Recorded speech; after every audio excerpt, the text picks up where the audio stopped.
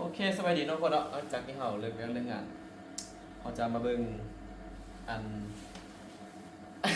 อันอีกอย่างหนึง ไอ้ยะ คือบ่ได้เฮาเฮ็ดเวียกเนาะโอเคเอามาเบิ่งกันเลยว่าตอนนี้เนาะ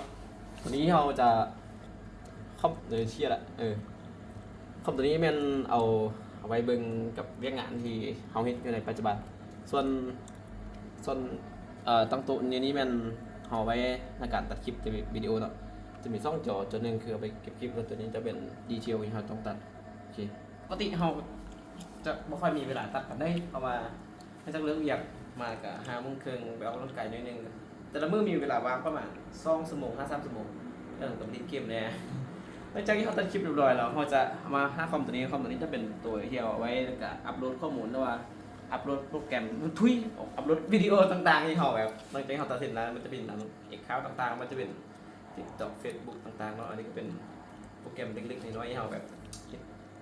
เป็นรูทีนแต่ละมื้อนะพี่น้องเอ้ย เนาะ